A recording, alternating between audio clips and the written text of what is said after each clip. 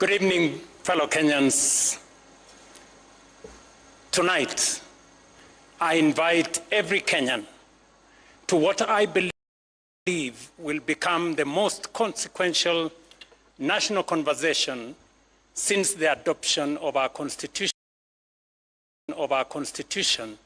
in 2010. A national conversation about Kenya's development charter. This is a national undertaking about the future of our republic, about the development imperatives enshrined in the articles of our Constitution, the attainment of the Constitution's high development aspirations, and the opportunities we owe future generations as a result. This national conversation must rise above politics, transcend electoral cycles, and unite us around a shared destiny. For 2 decades, Vision 2030 shaped our national development priorities, informed public policy, catalyzed investments, and most importantly, inspired the promulgation of our new Constitution. As Vision 2030 approaches its horizon, our responsibility is not simply to replace it with another government document or plan. Our responsibility is far greater under the 2010 Constitution. That is, to craft a new national development charter that gives effect to the development imperatives enshrined in the Constitution, and to decide together what kind of Kenya we want to build over the next generation and beyond. That conversation belongs to each one of us and to all of us. But before we decide where we should go next, we must first reflect honestly on the journey we have traveled. Since our independence more than 6 decades ago, the world has witnessed 3 great waves of industrialization and economic transformation, and Kenya has stood at the threshold of each one of them. Each wave lifted hundreds of millions of people out of poverty, transformed low-income economies into high-income nations, and created new centers of high economic growth, manufacturing, innovation, and global prosperity.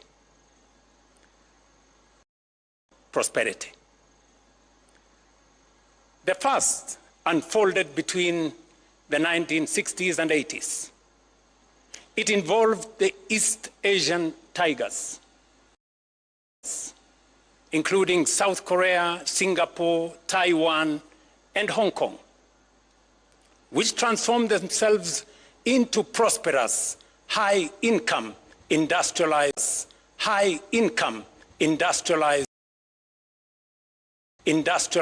economies. The second was in the late 1970s. China, together with Malaysia, Thailand, Indonesia, and Mauritius, embarked on bold economic reforms that lifted hundreds of millions of their citizens out of poverty, and transformed their economies into globally competitive manufacturing and investment hubs. The third wave began in the early 90s.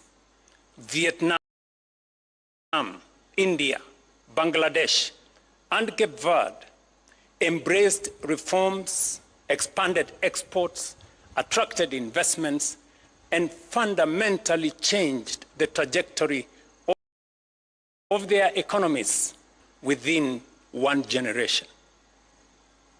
Our country was present in all these major developments,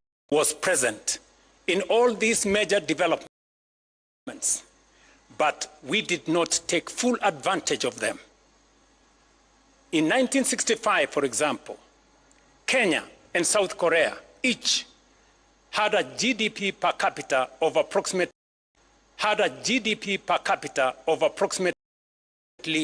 $110 US. Today, South Korea exceeds $36,000 US compared to ours of $2,400 US, a multiple of 15. In 1980, when China began its economic reforms, its GDP per capita stood at approximately $200 US. Kenya's was then $450 US. China overtook us and today has a GDP per capita exceeding $14,000 US, a multiple of 6 compared to ours. When Vietnam embarked on economic reforms in the early 90s, Vietnam's income per person was roughly half ours. Today, Vietnam's GDP per capita stands at approximately $5,000 US, more than double ours. Bangladesh has followed a similar remarkable path. Even more sobering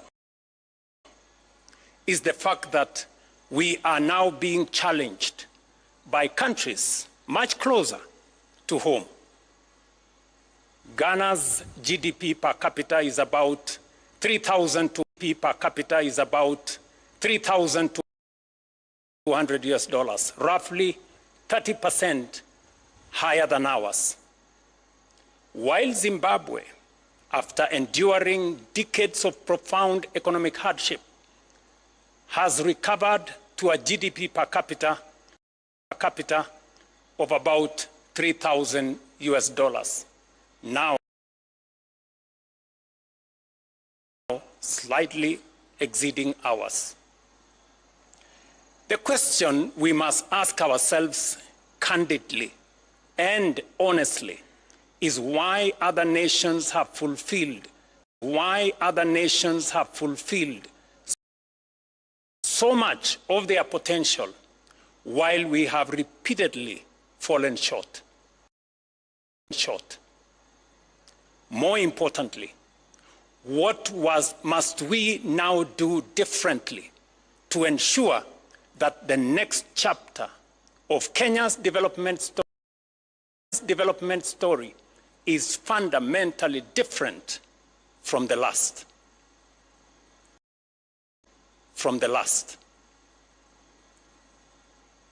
Fellow citizens, there is, however, some good news.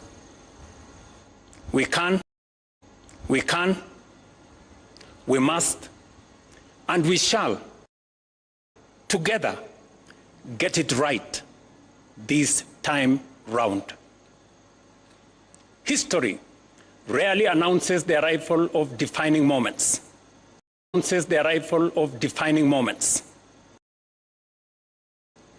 Yet there are occasions when the forces shaping the world create opportunities that come perhaps once in a generation. I believe we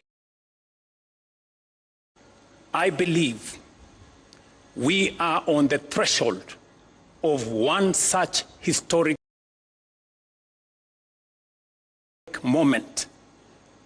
I believe so for 4 compelling reasons. First, 4 years ago, our priority as a nation was not to imagine Kenya's next chapter. It was to survive global economic turbulence, restore stability, rebuild confidence, and place our economy back on a firm foundation.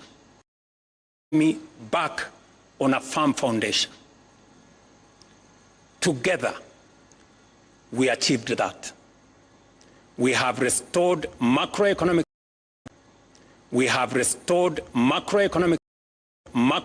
stability. We have stabilized our currency. We have rebuilt our currency. We have rebuilt our foreign exchange reserves to over $15 billion, providing 6.5 months of import cover. Inflation has fallen.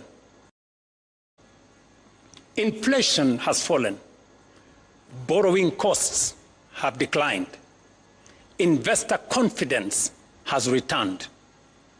Last year, for example,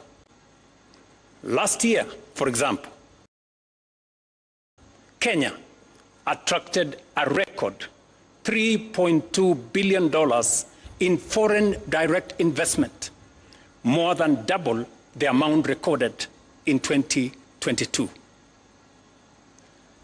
The 2025 IMD World Competitiveness Ranking placed Kenya as the most competitive economy in Africa, reflecting the confidence our reforms have restored. Because we have restored stability, rebuilt investor confidence, and laid a firm foundation for our economy, now is the perfect opportunity for Kenya to begin shaping the next phase of our national development. That is why, in my State of the Nation address last year, I challenged us to begin thinking beyond the immediate demands of today, and to start imagining a futuristic roadmap for our nation. That was not simply a call to dream. It was a call to prepare and an invitation to begin building the institutions that will support Kenya's long-term transformation. That journey has already begun. We have already established the National Infrastructure Fund to ensure the investments essential for Kenya's transformation are financed sustainably. It is also why we have established the Sovereign Wealth Fund to preserve and invest the wealth of our nation so that today's prosperity becomes tomorrow's opportunity, shared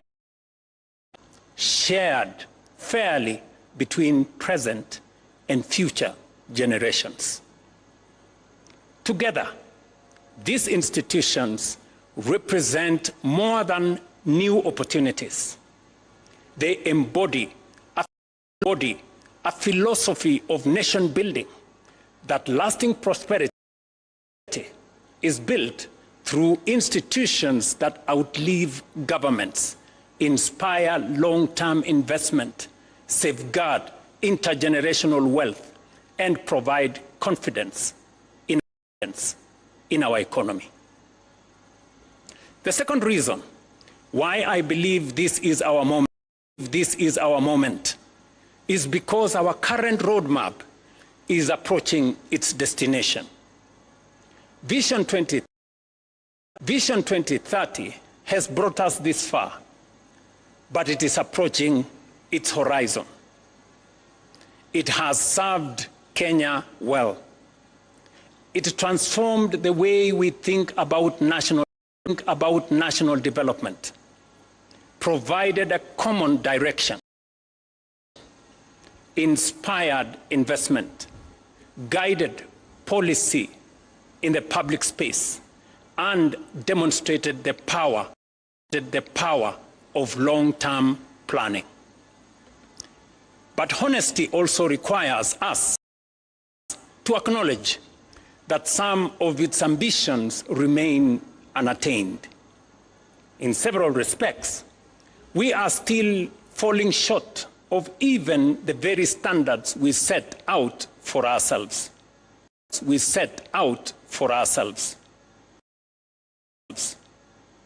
Vision 2030 set a target of Kenya becoming an upper middle income country by 2030. So far, we are off target. This is not a criticism of Vision 2030, nor is it a reason for disappointment. Rather, it is an opportunity to proudly learn from our successes, reflect with honesty on where we have fallen short, and define together Kenya's next long-term vision. The third reason why this is our moment is that the next great wave of economic transformation will, I believe, be African. The world is entering what may become the greatest wave of global economic transformation in the past 6 decades. And for the first time in modern history, its center of gravity is steadily shifting towards Africa.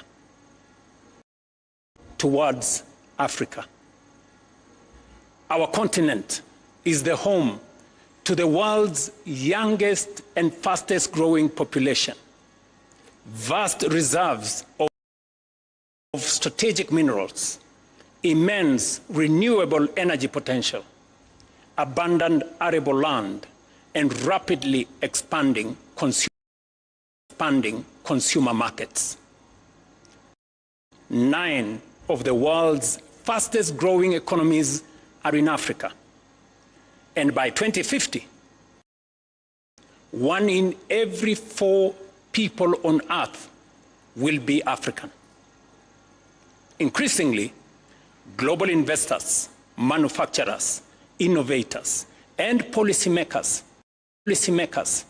are looking to Africa not merely as a continent of future promise, but as the next frontier of global growth and prosperity. While we may not take full advantage of the previous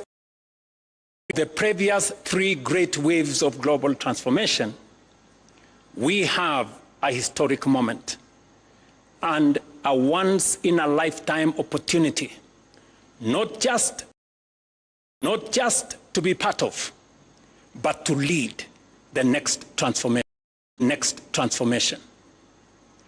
We have positioned Kenya as one of the nations that will define Africa's economic rise. Fourth, and perhaps this This conversation is potent because the time has come to fulfill not only the political and governance promise of our Constitution, but also its equally compelling promise of development, national transformation, and shared prosperity. Fellow citizens, the Constitution envisages both a democratic and a wealthy and prosperous nation. Democracy allows us to organize power, protect liberties, and govern ourselves. Through our democratic institutions, our laws and policy reforms, we have steadily transformed that constitutional principle into a proudly democratic national culture. The next chapter of our national transformation journey is to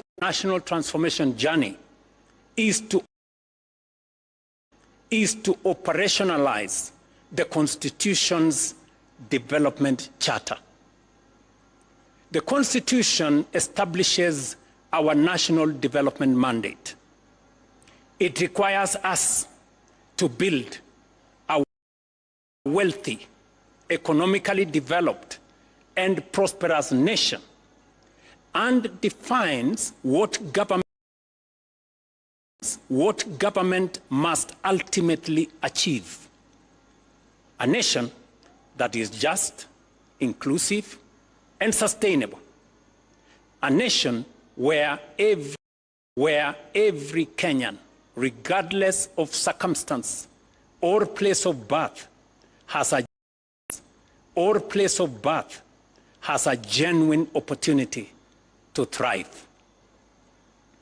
Taken together, the provisions of our Constitution reveal something profound.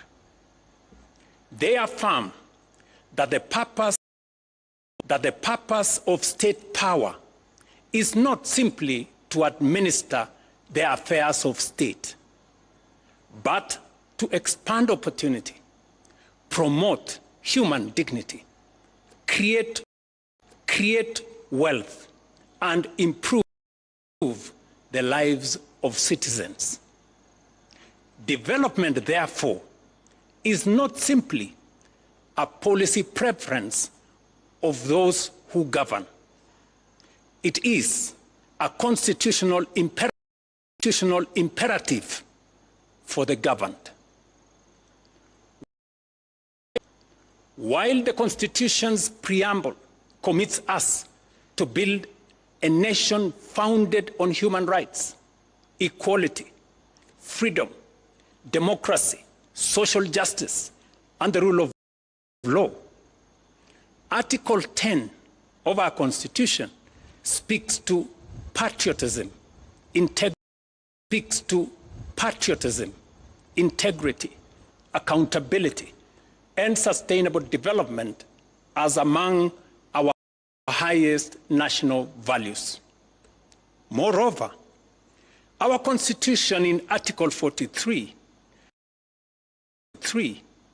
guarantees every Kenyan the right to the highest attainable standard of health, accessible and adequate housing, and reasonable standards of sanitation, freedom from hunger, and adequate food of acceptable quality, clean and safe water in adequate quantities, social security,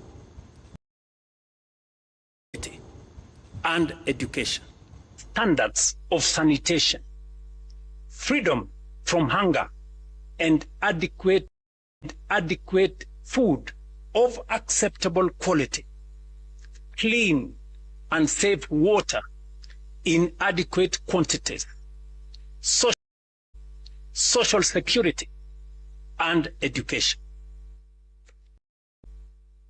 Together, we must ask ourselves what these constitutional guarantees should mean in practice. What should an education system worthy of our constitutional promise look like?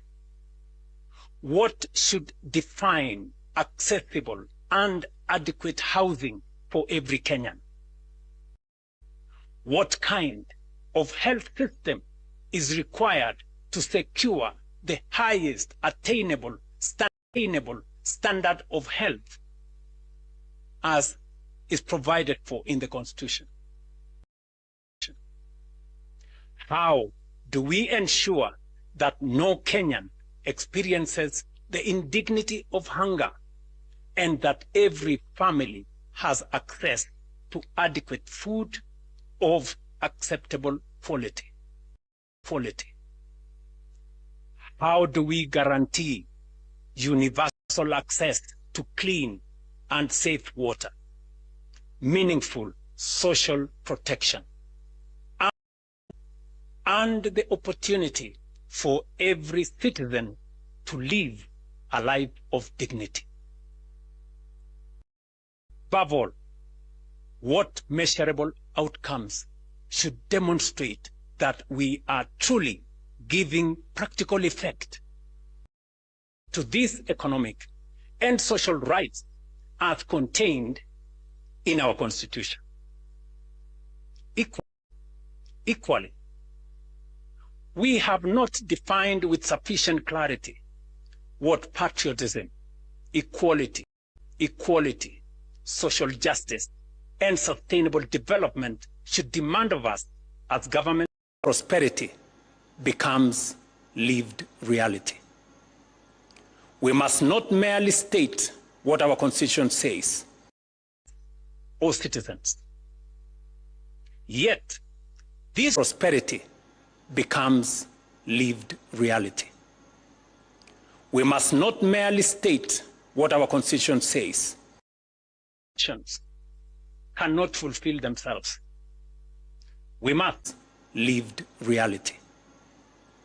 We must not merely state what our Constitution says for their realization. Until we do so, then the defining responsibility of our generation is to build a nation worthy of that Constitution. Over the past several months, I have engaged and sought the counsel of current and former national leaders, of political leaders, scholars, business leaders, faith leaders, professionals, civil society, grassroots representatives, and most importantly, young Kenyans from every part of our republic. Those interactions reinforced one conviction above all: a vision worthy of guiding Kenya for the next generation cannot be written by government. It cannot be crafted by a handful of experts, however distinguished they may be. Nor can it emerge from a single institution or political formation.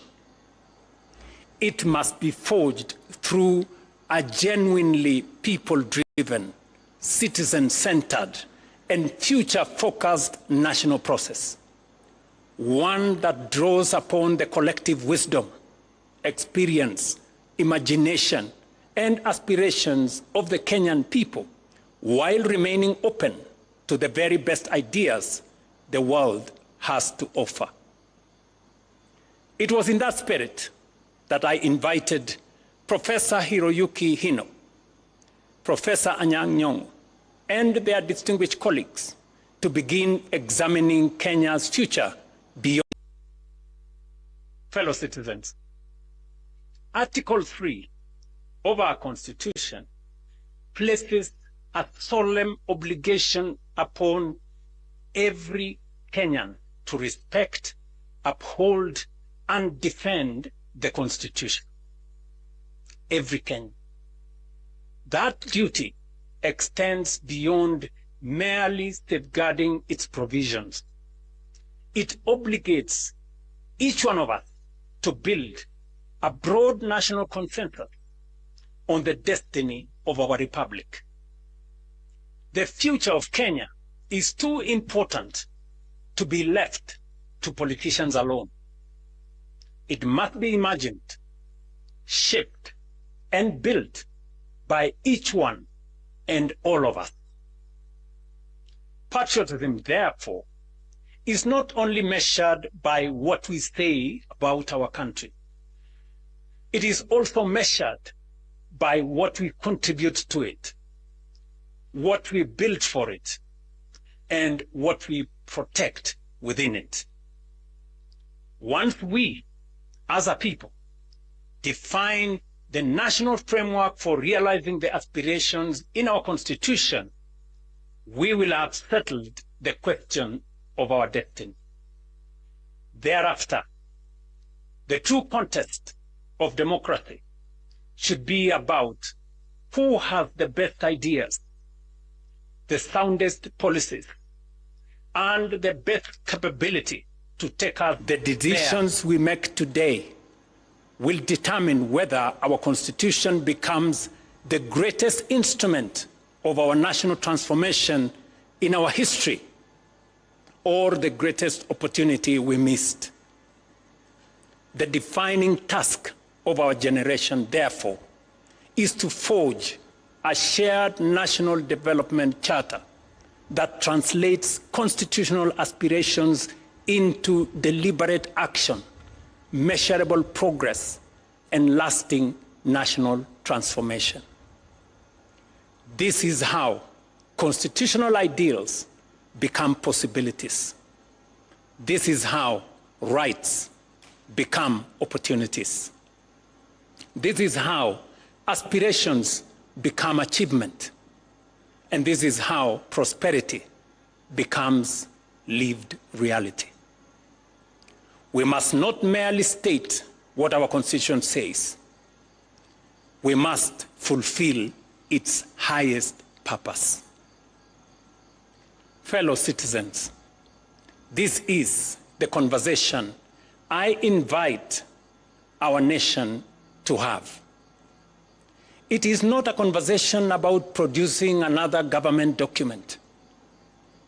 It is about forging a new national consensus on the country we intend to become and the standards by which we shall measure our progress. It is about translating constitutional ideals into measurable development outcomes, outcomes into better lives, and better lives into national transformation and shared prosperity. If the defining achievement of those who came before us was to give Kenya a constitution worthy of our aspirations, then the defining responsibility of our generation is to build a nation worthy of that constitution.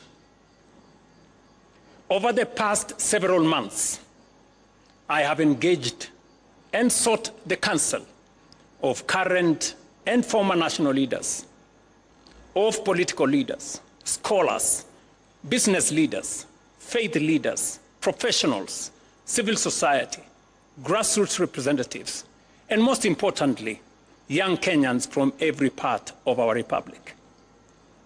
Those interactions reinforced one conviction above all: a vision worthy of guiding Kenya for the next generation cannot be written by government. It cannot be crafted by a handful of experts, however distinguished they may be. Nor can it emerge from a single institution or political formation. It must be forged through a genuinely people-driven, citizen-centered, and future-focused national process, one that draws upon the collective wisdom, experience, imagination, and aspirations of the Kenyan people, while remaining open to the very best ideas the world has to offer. It was in that spirit that I invited Professor Hiroyuki Hino, Professor Anyang' Nyong'o, and their distinguished colleagues to begin examining Kenya's future beyond Vision 2030. Last week, I had the honor of receiving their proposals on strategic guidelines for Kenya's long-term national transformation. The thrust of their proposal is both ambitious but also achievable. That Kenya can become a prosperous, high-income, industrialized, and globally competitive nation within one generation, provided we remain united in purpose, disciplined in execution, and unwavering in our commitment to long-term national transformation.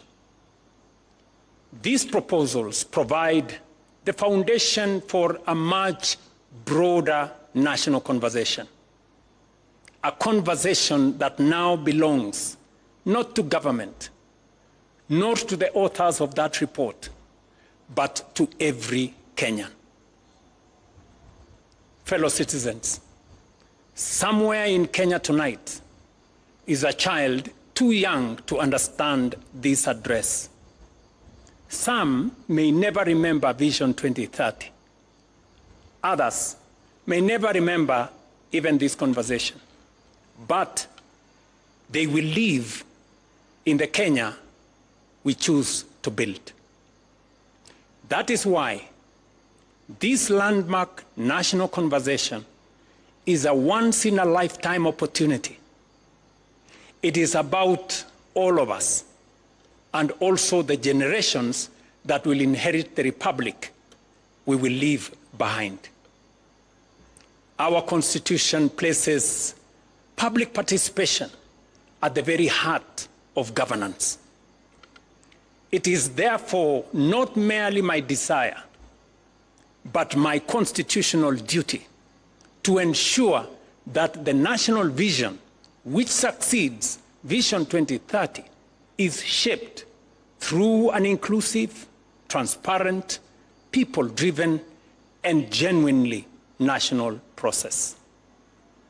Accordingly, on Wednesday, the 12th of August, 2026, we shall formally launch a national conversation on Kenya's future beyond Vision 2030, the most consequential exercise in national reflection and public participation since the promulgation of our Constitution in 2010. We shall bring together every institution of our republic, every county and every generation, leaders from political parties, the private sector, workers' organizations, faith communities, universities, professional associations, innovators, civil society, our creative industry, and above all, our young people will be at the center. In 2010, we gave ourselves a constitution worthy of our dreams. The task of our generation is to build a nation worthy of that constitution. We have secured the foundations of our democracy. Let us now secure the foundations of our prosperity. When we achieve both, we will have fulfilled not only the letter and the spirit of our Constitution, but its highest purpose. Let us rise together, write that next chapter of our republic. God bless you all. God bless Kenya, and I thank you.